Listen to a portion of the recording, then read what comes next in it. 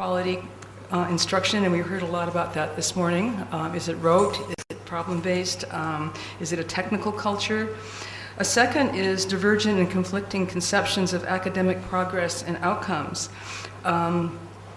Is it mainly around, again, rote kind of reproduction of knowledge? Is it around problem-based learning? There are divergent conceptions. And then thirdly, there's no valid or agreed upon set of methods and procedures for instruction. In the US, we have debates between comparative teaching, reciprocal teaching, peer teaching, and so on. Very different sets of pedagogy and constructions of curriculum. And fourth, and this was the topic of this morning's presentations, there are disputes about the ends and means of schooling. Who gets what? How do they get it? Where do they get it? I learned this morning that I'm more about Gandhi than I ever knew. I'm a Gandhian. John Locke. But is schooling about economic efficiency? Is that the goal of schooling? Or is schooling about producing better citizens and a better democracy? The social normative context of teaching is a fifth reason. Our fifth challenge, the privacy norms that characterize teaching have long undermined the capacity for teachers' learning and sustained professional commitment. And there's considerable variation in teachers' commitment to and expectations for students. I was interested this morning to hear the reference to students as unteachable. Is the untouchable the unteachable? And in different words, that conversation is alive and well in the United States. In addition to this weak infrastructure, there is a set of problematic conceptions about the knowledge teachers need. Do they need narrowly focused skills, specific content? Again, in the US, many conversations about if we just give you some technical skills, your teaching will improve and so on. Is that what it's about? And within the policy community, knowing more is often presumed to mean teaching better. And this is the root of a lot of the professional development activities in the US, just more, which isn't necessarily tied to teaching better. And finally, and this is the issue that I want to pursue, is treating knowledge and learning as generic concepts versus teaching something to someone. Someone's learning about something. So my argument about teaching professionalism turns on the kinds of knowledge and the fact that the policy community seldom makes this problematic.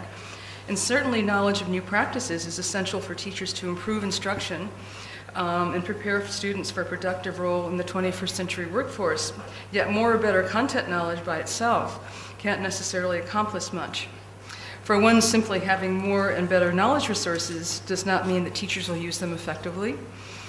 But equally as important, teachers require more than content knowledge to construct the sorts of educational environments reformers hope for contemporary students. For example, teachers need to know how to engage students in content knowledge, how to allocate time and attention, how to articulate standards appropriate for practice.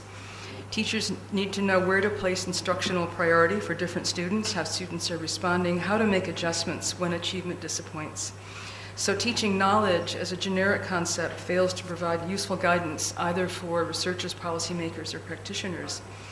And similarly, teachers' conceptions of learning are underdeveloped. Research on teachers' learning generally is decontextualized and silent on the questions of environments that stimulate or frustrate it. Relatively little research looks at the sites and sources of teachers' learning and how it affects motivation to learn and to use new knowledge. So what are the central forms of teachers' knowledge? I'm drawing here on Marilyn Cochran-Smith's and Susan Lytle's work around forms of knowledge and constructing this as three forms of knowledge. This is where the PowerPoint would have really helped. The first is knowledge for practice. This is produced externally by academics, researchers, and developers, knowledge for practice. The second is knowledge of practice, produced at the school level, and the school level is a site of inquiry. And the third is knowledge in practice, produced by teachers situated in their own classrooms. Let me unpack each of them a bit for you. So knowledge for practice is formal knowledge, theory, for example, understanding the ideas and habits of mind and reasoning that animate a particular subject area. In the US right now, there's a lot of consternation among teachers of mathematics because their students don't know how to think like a mathematician. Even successful students of mathematics aren't able to move beyond algorithms.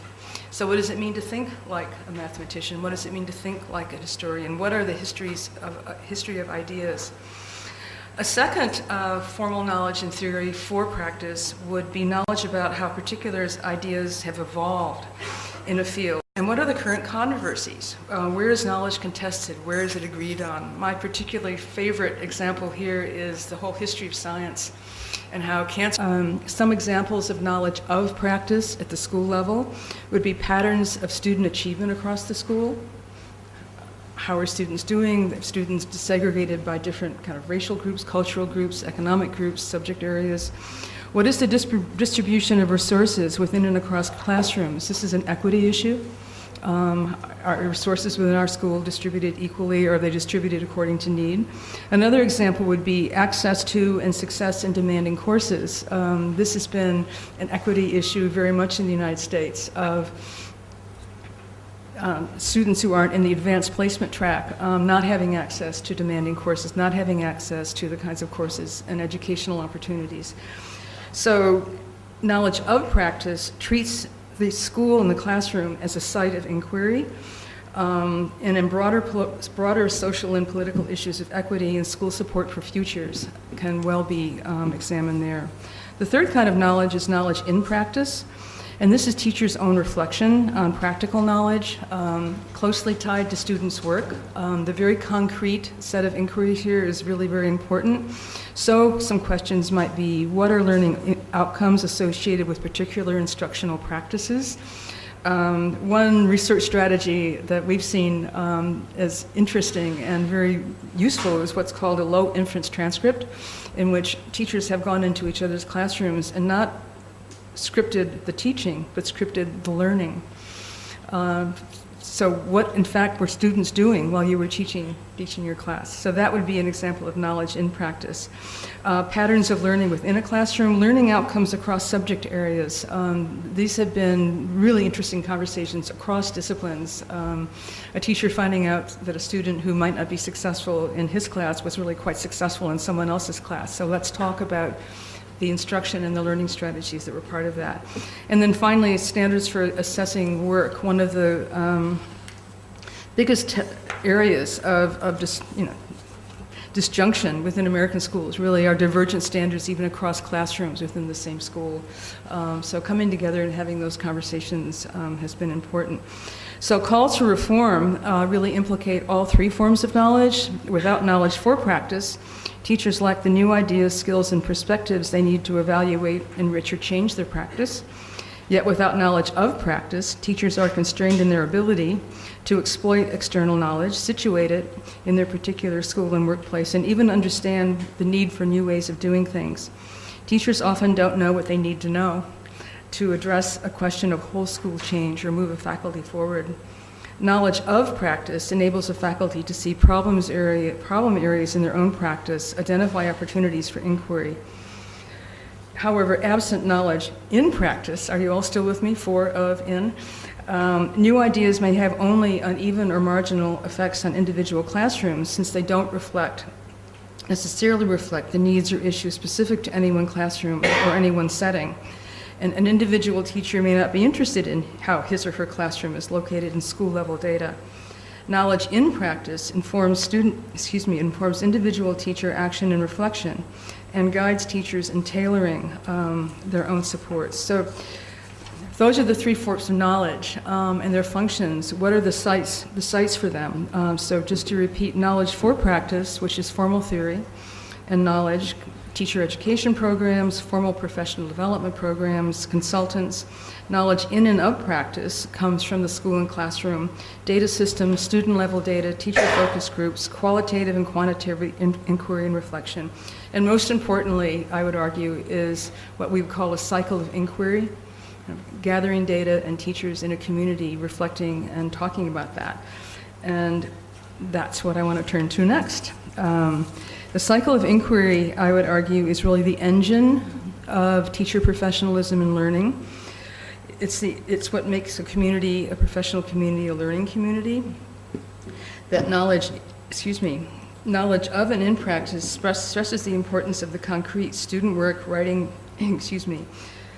writing and specific discussions.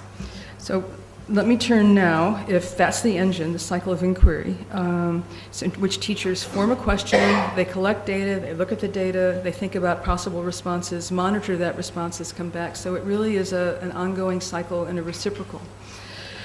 It takes place in a school-based teacher learning community, and the role of learning communities is to build and manage and act on knowledge, to create shared language, vision, and standards of practice, and to sustain school culture and norms of shared accountability.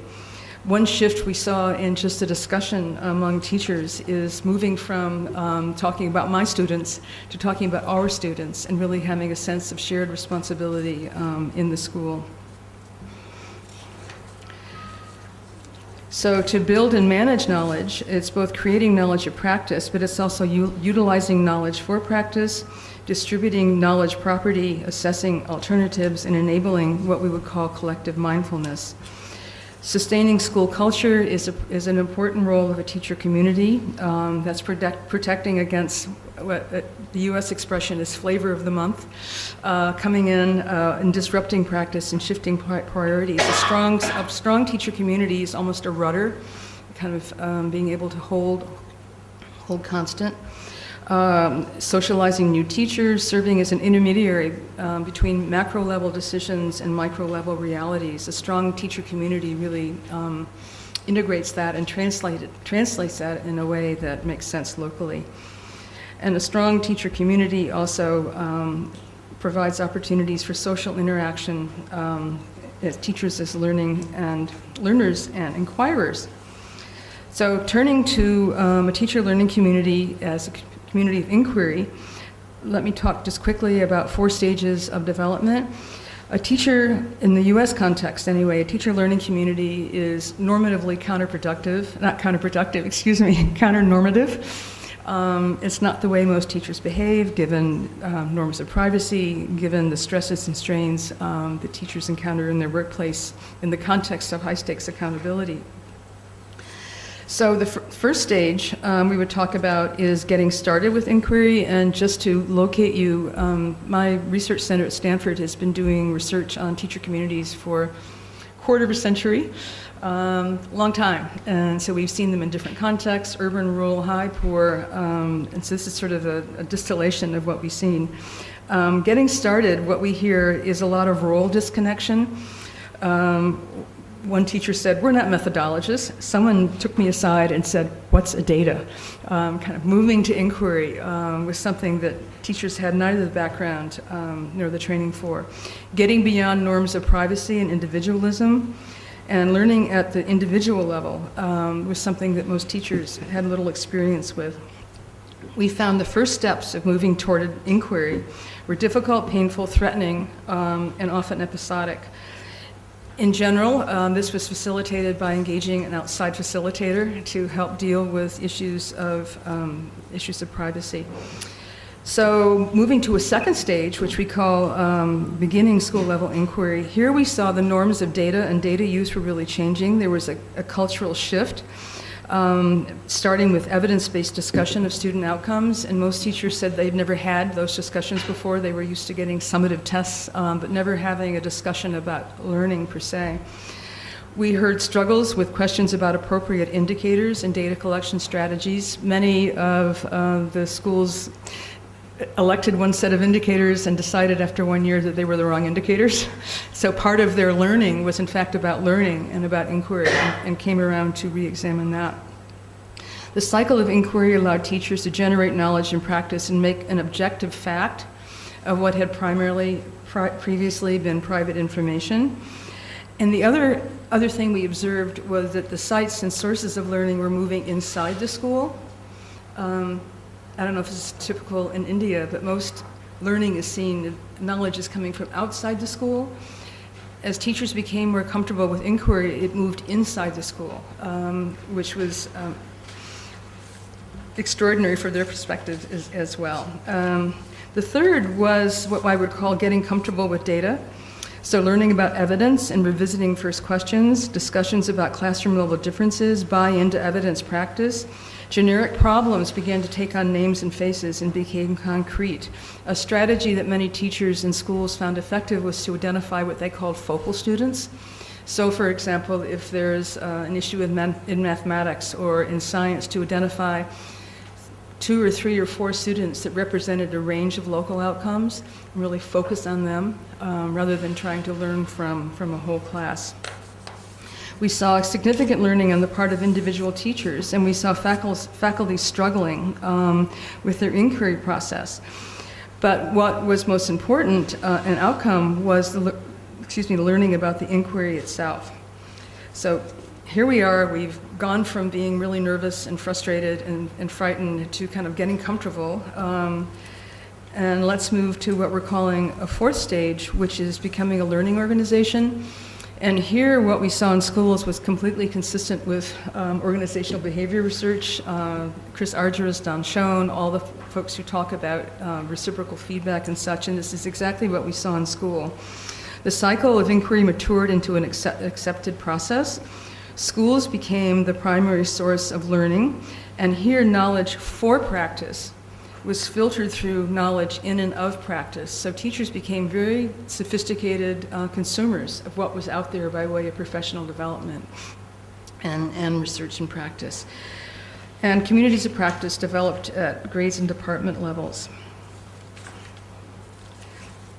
So, oops. I'm really wanting my PowerPoint here. So what are the challenges of building teacher learning communities? I want to first talk about their challenges and then the reason why you want to do it and the lessons that we learned in my 5 minutes that I have left. He's tough. So the challenges to building, and we've talked about a bit, professional norms, technical culture, and organizational constraints. In our experience and in the research I know in this area, by far the most important over time are organizational constraints. By that, limited technical assistance with data. Once teachers are comfortable with data, who do I ask for technical help? Second, by far the most critical is leadership shift. I have to be careful with your English here. We've seen leaders, a new principal or a new leader would come into the school system and begin to generate a culture of fear, a culture of high-stakes accountability, and inquiry quickly went away in those settings. And then finally, the practical issue of insufficient time. Well, why would you want to do this? Why is the site and source of teacher learning located around a teacher learning community with these 3 kinds of knowledge? First of all, there is strong evidence from local and national representative samples, regional samples, as well as our own research, that a teacher learning community that looks like the mature one that I described benefits students. There are positive effects on student achievement for both regional and national samples. There's strong correlation of teacher learning communities with the kinds of teacher practices that benefit students. Learning gains. So if you have a community that looks like mature learning community, we actually can see across representative samples student learning tied to that. These students are getting a different kind of instruction. Thirdly, there are strong correlations of teacher learning communities and students' positive experiences of their schools and classroom. Not surprisingly, they like school better when teachers are focused on their learning and focused on individual differences in who they are.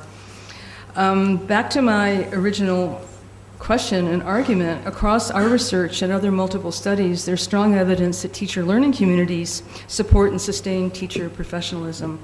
Let me just talk quickly about 5 shifts that we've seen that match up with the criteria of professionalism. For example, we find a shift in focus from adults to students. Common expectations, a shared technical culture. So it's no longer about me as a teacher, but it's about you as a student and your learning. Strong shifts there. Shift from individual to collective responsibility, otherwise known as shared professional norms.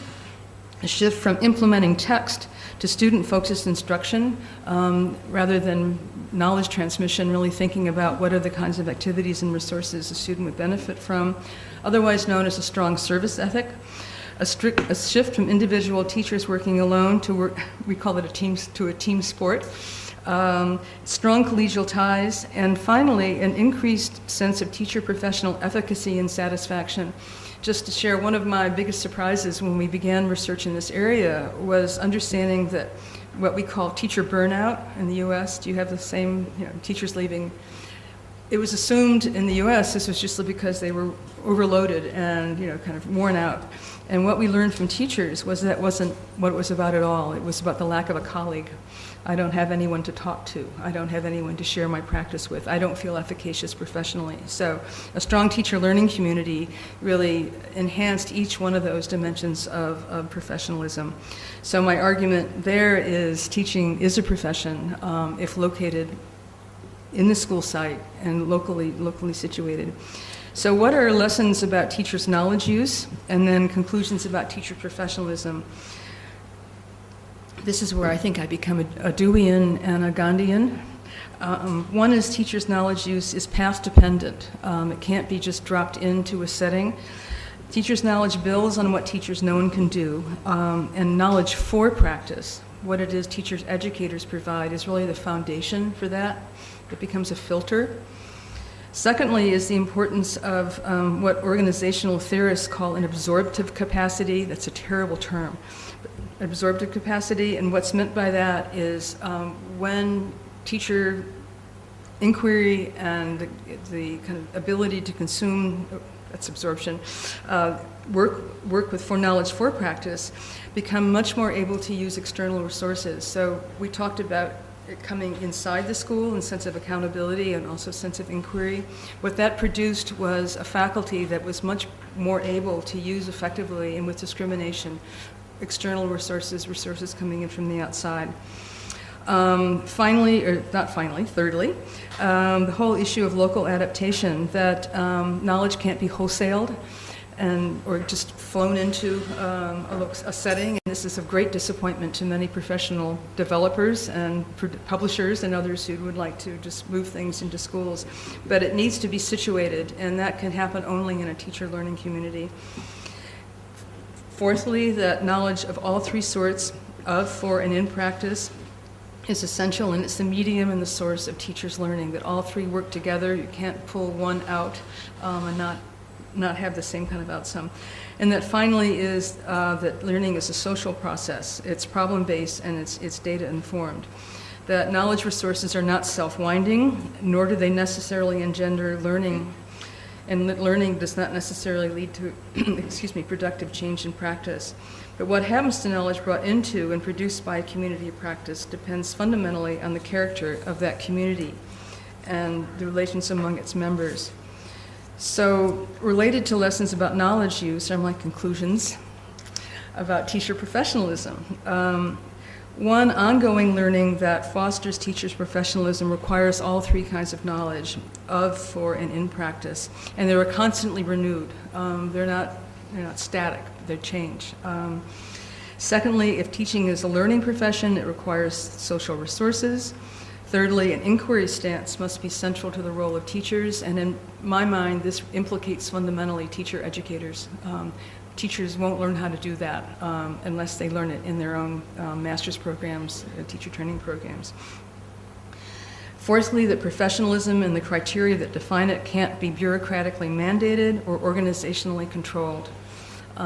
This is a great disappointment to policymakers who would like to command collaboration and command inquiry. It can't be bureaucratically ordained or pushed down through the system. That what the bureaucrats can do and what organizations can do is understand the conditions that support teacher learning communities and provide those. But the processes need to be locally constructed.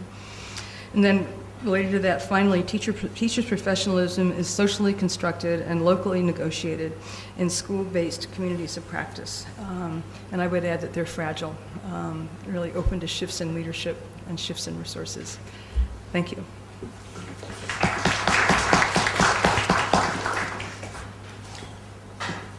Do you want to have questions or move to Mira? Yes, please. Before the drill, the rounds, the communication. Yes. Go ahead. I was wondering what were the major, at least or three major interventions you as researchers made to generate a teacher learning community? I'm sorry, I don't understand. I was asking, how did you ensure that teachers working individually turn into a learning community? We were the researchers, not the, Yeah, not the teacher educators. And this is a line of research that really has gone on for about 15 years. So we have gotten to know schools in New York, San Francisco, the Midwest, Chicago, and stuck with them. We've done survey research, we've done qualitative research, we've hung out in their classrooms. And what's been exciting about it is the longitudinal view, but also hearing the change in discourse. I'm not sure that answers your question. No, actually I was asking, even if you didn't do it, whoever, I mean, even if it was an intervention by teacher educators, what were the interventions which made teachers... I see, yes. Many of them were part of a reform that especially were equity-driven reforms and looking for ways to think about knowledge resources and how they were distributed for students as well as outcomes.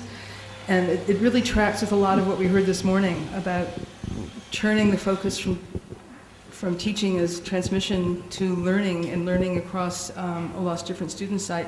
So one of the interventions was something called Students at the Center, which brought inquiry in. Another one was something called the Scaffolded apprenticeship model in New York City that worked with schools to have them create their own data sets. Another was a leadership program on the West Coast. Quite different in inspiration, but what they all had in common was the initial use of an outside facilitator. These conversations weren't ones that teachers were used to having, as you might expect. Again, the teacher who said to me, "What's a data?" moving toward a whole set of skills and perspectives that they'd never had before. The example that's nearest and dearest to my heart is Neudorp High School in Staten Island in New York, which was a comprehensive high school, a failed school of about 3,000, 4,000 students, 70 languages, et cetera, et cetera. Over a period of about 5 years, that school moved to be one of the highest performing in New York City. And it was all through inquiry. They kind of broke into particular groups, began to look at their students. I'm sorry if I'm going on this. This is just a wonderful story of moving from seeing their students as lesser than or not capable of to looking at data and beginning to have conversations about how what's happening in the classroom is associated with different learning styles. But those conversations were deeply facilitated by faculty from New York University. Did that answer your question? Okay, we've got a question over there. Well, yeah. I'm Subramaniam from Mumbai, the Homi Bhabha Center for Science Education. I guess my question is almost exactly the same as Anshumala's, but I'm taking the liberty to say it again. I think that what makes a difference in many of these teacher learning communities, we've also done some work in collaborating with teacher groups, is the presence of the researcher. I mean, that really seems to make the difference. So I think her question, and also mine, is how do we conceptualize the role of the researcher? What precisely is the nature of the input or the nature of the resource that the researcher brings into this collaboration?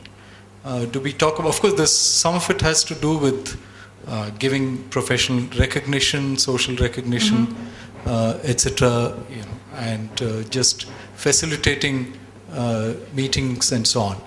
But is there something more than that? I mean, in our work, for example, we found that some parts of content knowledge, which is specialized to the work of teaching, is not available with the teachers, right. And they don't get it either from their own educational background or from their teaching practice. And so this could be one crucial input. So maybe we could have your views on that. It's part of my answer is to say the process is the product in an important way. most schools in the United States, I would argue, are anomic. I mean, they are weak communities. There's no kind of, just as you described. So understanding the process as product, the beginning really was one of creating conversations and bringing in data. And one teacher said, you can't point fingers at data. You know, it's not blaming, it's kind of looking, but beginning to facilitate those conversations. And the facilitators also were very skilled in a way you suggested of, maybe this piece of science education, this piece of science education, but that's not where they started. Where they started with teachers in each of these very different efforts was around asking good questions. What concerns you about your students? Where do you see disappointments? Where do you see shortfalls? And beginning to have a conversation about that. And in almost every instance, teachers said they'd never had those conversations before. It had been much more, I'm teaching and they're not learning, that construction of issues. Is that, yeah. 1, 2, 3, 4, 5, 6. Maybe we can take 2 or 3 questions at a time, would you mind? If I can remember them all. Thanks very much indeed, Milbrey. We only have 6 minutes left, so... Okay, John Furlong here. I like your presentation. I like the message. I'm not sure I like the presentation. I think the concluding argument that professionalism is primarily constructed as a school-based concept. I understand what you mean, but I want to pick up on the points that I made before, right. Because there is a huge danger in that if that becomes the headline and all it's understood. And that's certainly been the case in the UK. Those messages that you're giving have been very profoundly understood by our successive governments over the last 10 to 15 years. And what that's meant is that they've actually ruled out any external collaboration of any sort. It's seen as this is a craft-based activity that can be produced on the job internally entirely. Right. So there's no space for those external people. And that's to do with the nuancing of your message.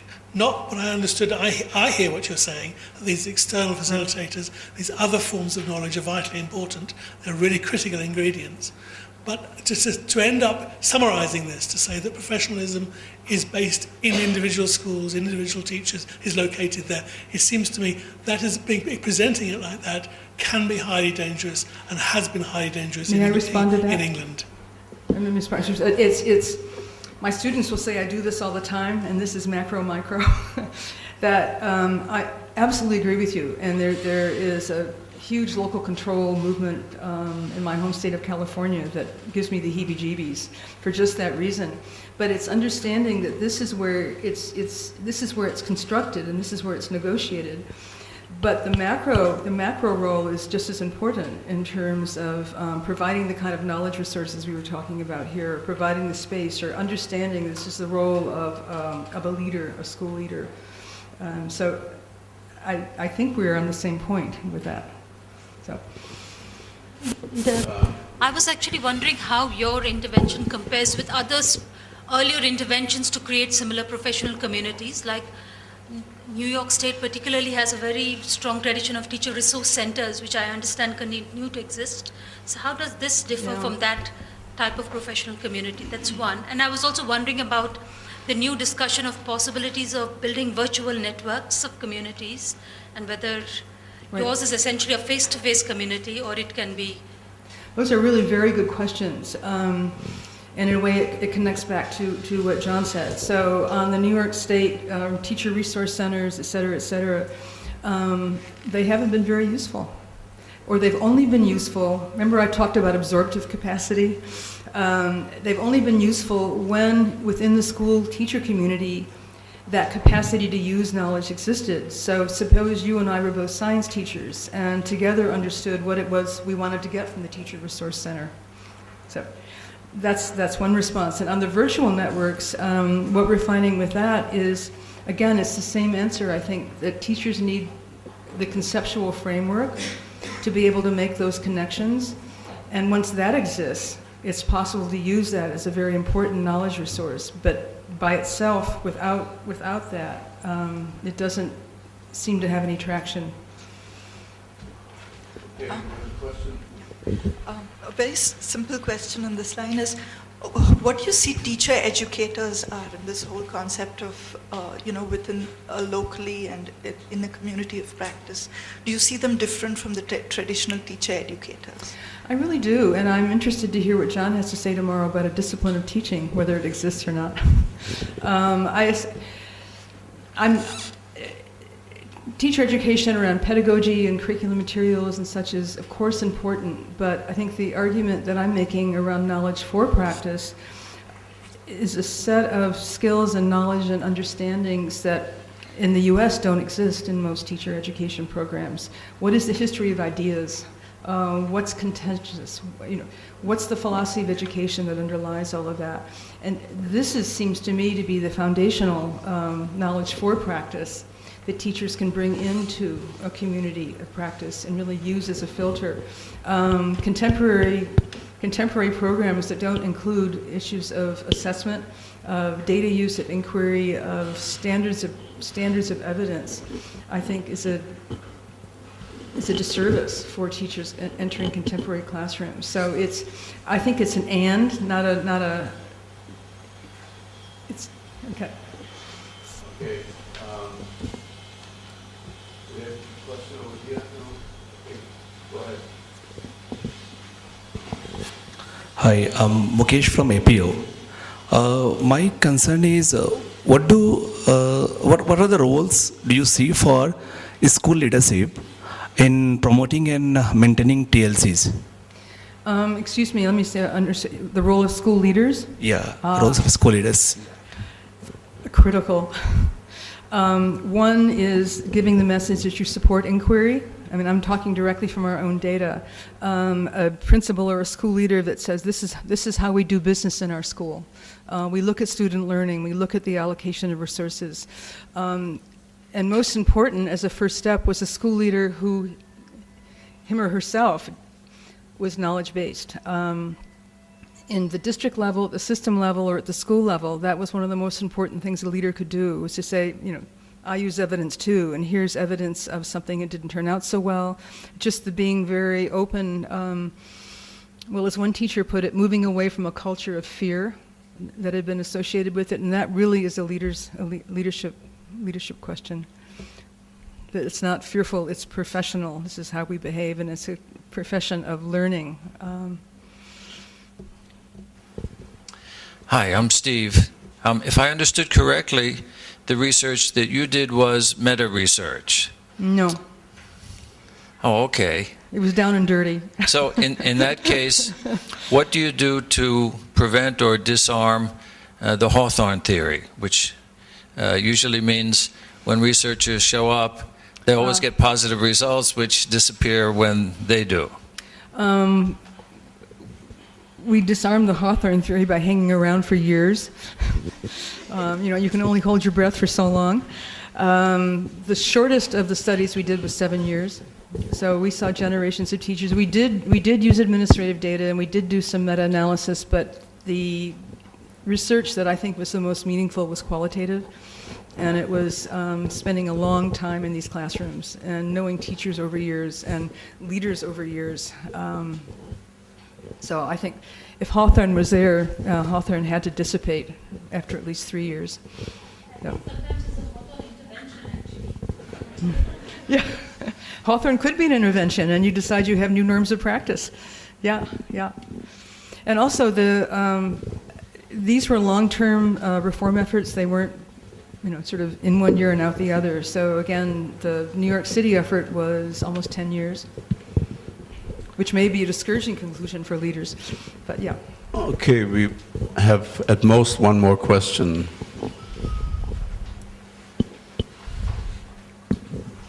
Based on your research, can we define key attributes of teaching profession? The key attributes of the teaching profession? I'm going to go back to what Dan Lordy said, and the 4 criteria for professionalism, and those were the ones against which I lined my analysis. One was a specialized knowledge base and shared standards of practice. So we agree on the quality of outcomes. We agree on what's important to teach. Secondly, a strong service ethic. a strong commitment to meeting clients' needs. And this, for me, is at the heart of turning teaching, kind of looking at learning outcomes rather than kind of transmission outcomes. Third is a strong personal identity with and commitment to the profession. I mentioned that I was surprised at the teacher that burnout is not seen in having too much work to do, it's seen as not having colleagues and not having a professionalist. So the third is a strong professional identity. And the fourth is collegial versus bureaucratic control over entry, performance, evaluation, and retention in the profession. This is true in medicine, it's true in law, and in the strong teacher learning communities we saw, it was very, very much so as well. Okay, thank you very much. Thank you. Thank you for good questions.